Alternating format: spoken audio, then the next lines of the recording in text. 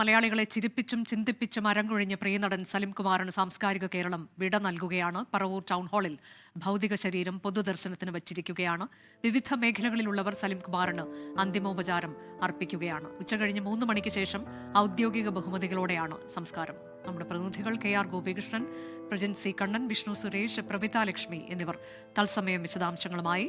ആദ്യം KR ഗോപികൃഷ്ണനിലേക്കാണ്. ഗോപികൃഷ്ണൻ, മലയാളികൾക്ക് നമുക്കൊപ്പമുള്ള ഒരാൾ എന്ന രീതിയിലാണ്, ഒരു താരജാടയും ഇല്ലാത്ത ഒരു താരം വിട പറയുകയാണ്. അത്യന്തം വേദനാജനകമാണ്.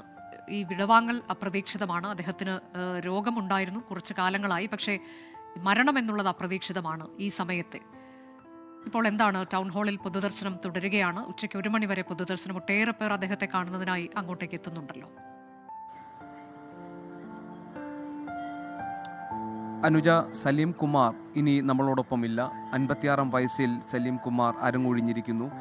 നേരത്തെ അനുജ സൂചിപ്പിച്ചതുപോലെ തന്നെ മലയാളി സിനിമാ പ്രേക്ഷകരെ ചിരിപ്പിക്കുകയും ഒരു സമൂഹത്തിനൊന്നാകെ ചിന്തിപ്പിക്കാൻ പ്രേരകമായ സന്ദേശങ്ങൾ അതിലൂടെ നൽകുകയും ചെയ്ത കലാകാരനാണ് സലീം കുമാർ. നമ്മൾ നേരത്തെ പറഞ്ഞതുപോലെ തന്നെ സലീം കുമാർ എന്ന കലാകാരനും വ്യക്തിയും സമൂഹത്തിൽ ഏറ്റവും പ്രധാനപ്പെട്ട വേഷം, ഒരുപക്ഷെ അദ്ദേഹം സിനിമകളിൽ ചെയ്ത വേഷത്തേക്കാൾ വളരെ പ്രധാനപ്പെട്ട ഒരു റോളായിരുന്നു സലീം കുമാർ സമൂഹത്തിലുണ്ടായിരുന്നത്. അതിനൊരു കാരണം സലീം കുമാറിന് ഉണ്ടായിരുന്ന വ്യക്തമായ നിലപാടുകളായിരുന്നു, അഭിപ്രായങ്ങളായിരുന്നു. അതൊന്നും തന്നെ മറച്ചുവെക്കാനോ മാറ്റിവെക്കാനോ സലീം കുമാർ തയ്യാറായിരുന്നില്ല. ഒരു കോംപ്രമൈസ് ഇല്ലാത്ത നടൻ എന്ന് നമുക്ക് സലീം കുമാറിനെ കുറിച്ച് പറയാം. അങ്ങനെ തന്നെ ഒന്നിനോടും കോംപ്രമൈസ് ചെയ്യാത്ത വ്യക്തിത്വമായിരുന്നു സലീം കുമാറിൻ്റെ സവിശേഷത. ഇപ്പോൾ സലീം കുമാറിൻ്റെ ഭൗതിക ശരീരം അദ്ദേഹത്തിൻ്റെ ജന്മനാടായ പറവൂരിൽ ഇപ്പോൾ അദ്ദേഹത്തിൻ്റെ സുഹൃത്തുക്കൾക്കും സഹപ്രവർത്തകർക്കും അവസാനമായി ഒരു നോക്ക് കാണാൻ വേണ്ടി ഇവിടെ ടൗൺ ഹാളിൽ പൊതുദർശനത്തിന് വെച്ചിരിക്കുകയാണ്. നമുക്കറിയാം, അദ്ദേഹത്തിൻ്റെ സഹപ്രവർത്തകരായിരുന്നവർ ഒക്കെ തന്നെ സലീം കുമാറിനെ ഓർത്തെടുക്കുമ്പോൾ, അനുസ്മരിക്കുമ്പോൾ അവർക്ക് പറയാൻ നർമ്മത്തിൽ പൊതിഞ്ഞ ഒരു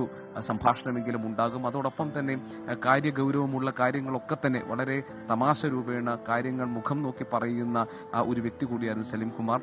അദ്ദേഹത്തിൻ്റെ ഇപ്പോൾ അദ്ദേഹം നമ്മളോടൊപ്പം ഇല്ല എന്ന യാഥാർത്ഥ്യത്തെ ഉൾക്കൊള്ളുകയാണ് അദ്ദേഹത്തിൻ്റെ കുടുംബം, അദ്ദേഹത്തിൻ്റെ ഭാര്യ സുനിത, ഒപ്പം തന്നെ മക്കളായ ചന്തു, ആരോമൽ, അവരൊക്കെ തന്നെ ഈ അദ്ദേഹത്തിൻ്റെ ചേതനയേറ്റ ശരീരത്തിൻ്റെ അരികെ വേദനയോടുകൂടി ഇരിക്കുന്നത് നമുക്ക് കാണാം. അദ്ദേഹത്തിൻ്റെ സഹപ്രവർത്തകരിൽ ഇപ്പോൾ ജയറാം അല്പം മുൻപ് വന്നുപോയി. അതോടൊപ്പം തന്നെ നവ്യ നായർ ഉണ്ടായിരുന്നു, ബാബുരാജ്, ടിനി ടോം, രമേശ് പിഷാരടി എന്നിവരൊക്കെ തന്നെ ഇപ്പോൾ ഇവിടെ എത്തി. അല്പം മുൻപ് ആന്റണി പെരുമ്പാവൂർ ഉണ്ടായിരുന്നു, സംവിധായകൻ കമൽ ഉണ്ടായിരുന്നു, കേന്ദ്രമന്ത്രി സുരേഷ് ഗോപി അദ്ദേഹത്തെ അമൃത ആശുപത്രിയിലെത്തി ആദരാഞ്ജലികൾ അർപ്പിച്ച ശേഷം മടങ്ങി. അതോടൊപ്പം തന്നെ സിനിമാ സാംസ്കാരിക മന്ത്രി PC വിഷ്ണുനാഥ് ആദരാഞ്ജലി അർപ്പിക്കാൻ എത്തിയിരുന്നു. എല്ലാവർക്കും സലീം കുമാറിനെ കുറിച്ച് അദ്ദേഹത്തിനെ അനുസ്മരിക്കുമ്പോൾ അവർക്കെല്ലാം പറയാനുള്ള ഒരു കാര്യം, വിട്ടുവീഴ്ചകളില്ലാത്ത നിലപാടുകൾ സ്വീകരിച്ച വ്യക്തി എന്നതാണ്. ഒരുപക്ഷെ ഒരു കലാകാരന് സമൂഹത്തിലും കാലാതിവർത്തിയായി സമൂഹത്തിൽ സ്മരിക്കപ്പെടാൻ ഏറ്റവും അനുഗുണമായി നിൽക്കുന്ന ഒന്നാണ് നിലപാടുകൾ എന്നത്. ആ കാര്യത്തിൽ ഒരു വിട്ടുവീഴ്ചയ്ക്കും തയ്യാറാകാതിരുന്ന നടനാണ് സലീം കുമാർ. സലീം കുമാറിനെ സംബന്ധിച്ച് അദ്ദേഹം ചെയ്തിട്ടുള്ള കഥാപാത്രങ്ങൾ നമ്മുടെ ഹൃദയത്തിൽ തറയ്ക്കുന്നതാണ്. അതിന് കാരണം അദ്ദേഹത്തിൻ്റെ ഹാസ്യം, അദ്ദേഹം രൂപം കൊടുത്ത ഒരു ഹാസ്യ ശൈലി, അത് മറ്റാർക്കും അനുകരിക്കാൻ പറ്റാത്ത ഒന്നായിരുന്നു. ഒരുപക്ഷെ നേരത്തെ ഹാഷ്മിയൊക്കെ സംസാരിച്ചപ്പോൾ പറഞ്ഞതുപോലെ തന്നെ ഒരുപക്ഷെ മറ്റാരെങ്കിലും പറഞ്ഞിരുന്നെങ്കിൽ നമുക്ക് സ്വീകരിക്കാൻ പ്രയാസമുള്ള വാചകങ്ങളും വരികളുമൊക്കെ അതൊരു ഹാസ്യരൂപേണ അവതരിപ്പിക്കാനുള്ള ഒരു അതുല്യമായ ഒരു കഴിവ് സലീം കുമാർ ഉണ്ടായിരുന്നു. അതിനപ്പുറത്തേക്ക് ഹാസ്യം മാത്രമല്ല തന്നിലെ അഭിനേതാവിന് വഴങ്ങുന്നതെന്നും വളരെ ഗൗരവമുള്ള, വളരെ ഉൾക്കാമ്പുള്ള കഥാപാത്രങ്ങളും തനിക്ക് അനായാസം വഴങ്ങുമെന്നും സലീം കുമാർ മലയാളത്തിലെ പ്രേക്ഷകരെ ബോധ്യപ്പെടുത്തിയിട്ടുണ്ട്. അതിന് ഏറ്റവും വലിയ ഉദാഹരണങ്ങളാണ് അച്ഛൻ ഉറങ്ങാത്ത വീടും അതോടൊപ്പം തന്നെ ആദാമിൻ്റെ മകൻ അബു പോലെയുള്ള സിനിമകൾ. ആ സിനിമകൾ മതിയായ രീതിയിൽ അംഗീകരിക്കപ്പെടുകയും ചെയ്തു. അച്ഛൻ ഉറങ്ങാത്ത വീട് എന്ന സിനിമയ്ക്ക് 2007 അദ്ദേഹത്തിന് മികച്ച 2ാമത്തെ നടനുള്ള സംസ്ഥാന അവാർഡ് നേടിക്കൊടുത്തു. ആദാമിൻ്റെ മകൻ അബു എന്ന സിനിമയ്ക്ക് ദേശീയ പുരസ്കാരവും സംസ്ഥാന പുരസ്കാരവും സലീം കുമാറിന് തേടിയെത്തി. അങ്ങനെ തൻ്റെ പ്രതിഭയിൽ ഉത്തമ ബോധ്യമുള്ള, ആ പ്രതിഭയുടെ തിളക്കത്തിൽ തനിക്ക് മുന്നോട്ട് പോകാൻ കഴിയും എന്ന ഉറച്ച വിശ്വാസമുള്ള ഒരു കലാകാരൻ നിലപാടുകളുടെ കാര്യത്തിൽ ഒരു മാർദ്ദവും കാണിച്ചിട്ടില്ല. അതുകൊണ്ട് തന്നെ പലപ്പോഴും സലീം കുമാർ നടത്തിയിട്ടുള്ള അഭിപ്രായ പ്രകടനങ്ങൾ ആരെങ്കിലുമൊക്കെ ചിലപ്പോൾ പല സന്ദർഭങ്ങളിൽ വേദനിപ്പിച്ചിട്ടുണ്ട്, പലരെയും അത് മുറിവേൽപ്പിച്ചിട്ടുണ്ട്. അങ്ങനെ സലീം കുമാറിനോട് ഇണങ്ങിയും പിണങ്ങിയും അദ്ദേഹത്തിൻ്റെ സഹപ്രവർത്തകർ ഒപ്പം നിന്നും അകന്നു നിന്നുമൊക്കെയായിരുന്നു സലീം കുമാറിൻ്റെ കലാജീവിതം മുന്നോട്ട് പോയത് എന്ന് നമുക്കറിയാം. ഏതായാലും അതങ്ങനെയെല്ലാം നിൽക്കുമ്പോഴും ഒരു പ്രശ്നമോ ഒരു സാമൂഹിക പ്രസക്തിയുള്ള വിഷയങ്ങളിലോ അഭിപ്രായ പ്രകടനം നടത്താനുണ്ടെങ്കിൽ അത് നടത്താൻ മടി കാണിക്കാത്ത ആൾ കൂടിയായിരുന്നു സലീം കുമാർ. ഏറ്റവും ഒടുവിൽ അദ്ദേഹത്തിൻ്റെ ഒരു FB പോസ്റ്റ് ചർച്ചയായത് അദ്ദേഹം മരണത്തെ അടുത്ത് കണ്ടിരുന്നു എന്ന് നമുക്ക് തോന്നും വിധമുള്ള ചില പരാമർശങ്ങൾ അതിനകത്തുണ്ടായിരുന്നു. അതിൽ അദ്ദേഹത്തിൻ്റെ സുഹൃത്തുക്കൾ പലരും എന്തിനാണ് ഇങ്ങനെ നെഗറ്റീവായി കാര്യങ്ങൾ കാണുന്നതെന്ന് ചോദിച്ചപ്പോൾ മരണം ഒരു നെഗറ്റീവായ കാര്യമല്ല, നമ്മളെല്ലാവരും ഒരേ വഞ്ചിയിൽ സഞ്ചരിക്കുന്നവരാണ്, അതുകൊണ്ട് അത് ഇന്നല്ലെങ്കിൽ നാളെ എല്ലാവരിലേക്കും എത്തുന്ന ഒന്നാണ്, അതിനെ നെഗറ്റീവായി കാണേണ്ട, അതിനെയൊക്കെ അതിജീവിച്ചുകൊണ്ട് മുന്നോട്ട് പോവുക എന്ന പോസിറ്റീവായ കാര്യമാണ് അതിൽ കാണാനുള്ളത്. ആളുകൾ എന്തിനാണ് എല്ലാത്തിനെയും നെഗറ്റീവായി കാണുന്നത് എന്ന് എനിക്ക് മനസ്സിലാകുന്നില്ല എന്നായിരുന്നു സലീം കുമാർ അന്ന് പറഞ്ഞ മറുപടി.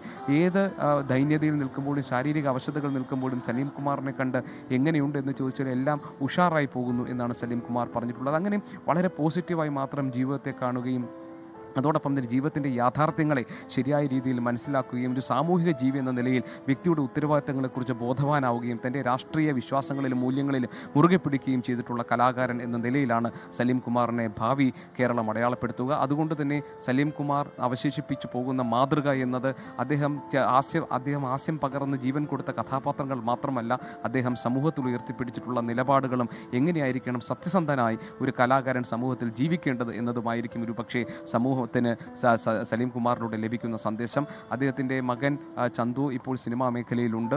ഒരുപക്ഷെ ചന്തുവിന് ഏറ്റവും മികച്ച മാതൃകയും വഴികാട്ടിയായി മാറാൻ സലീം കുമാറിന് കഴിയും എന്ന് വേണം നമുക്ക് മനസ്സിലാക്കാൻ. മാത്രമല്ല സലീം കുമാർ അദ്ദേഹത്തിൻ്റെ മകൻ സിനിമയിലേക്ക് വരുമ്പോൾ അതിന് എത്രയോ മുമ്പ് തന്നെ അദ്ദേഹം മക്കളെക്കുറിച്ചുള്ള അദ്ദേഹത്തിൻ്റെ ചിന്തകൾ, അദ്ദേഹത്തിൻ്റെ സ്വപ്നങ്ങൾ, അതോടൊപ്പം തന്നെ അദ്ദേഹത്തിന് ഏറ്റവും ജീവനായി അദ്ദേഹം കരുതുന്ന കൃഷി എന്നതാണ്. പൊക്കാളി കൃഷി നടത്തിയിരുന്നു. കൃഷിയിൽ അദ്ദേഹത്തിന് വലിയ താല്പര്യമുണ്ടായിരുന്നു. അതിനകത്തുള്ള കാര്യങ്ങൾ പഠിക്കാൻ സലീം കുമാർ ശ്രമിച്ചിരുന്നു. താൻ തിരക്കിൽ മാറി നിൽക്കുന്ന സമയത്ത് കൃഷി അനാഥമായി പോകരുതെന്നുകൊണ്ട് ഭാര്യയെ കാർഷിക സർവകലാശാലയിൽ വിട്ട് കൃഷി പഠിപ്പിക്കുക കൂടി ചെയ്ത ആളാണ് സലീം കുമാർ. അങ്ങനെ മണ്ണിനോടും മനുഷ്യനോടും സമൂഹത്തോടുമൊക്കെ ഇഴപിരിയാൻ കഴിയാത്ത വലിയ ജൈവബന്ധം കാത്തു സൂക്ഷിച്ച വ്യക്തിയാണ് സലീം കുമാർ. അതുകൊണ്ട് തന്നെ സിനിമയുടെ ലോകത്തേക്ക് കടക്കുമ്പോഴും ഒരിക്കലും താൻ ജീവിച്ചു വന്ന സാഹചര്യങ്ങളെയോ ജനിച്ചു വളർന്ന മണ്ണിനെയോ നാടിനെയോ അവിടുത്തെ നാട്ടുകാരെയോ മറക്കാതിരുന്ന സലീം കുമാർ അങ്ങനെയാണ് ആ നാട്ടുകാർക്ക് പ്രിയപ്പെട്ടവനായി മാറുന്നത്. അതിൻ്റെ നേർസാക്ഷ്യമാണ് ഇപ്പോൾ അദ്ദേഹത്തെ കാണാനെത്തുന്ന സ്വന്തം ജന്മനാട്ടിലെ പറവൂരിലെ സാധാരണക്കാരായ ജനങ്ങൾ. അവർ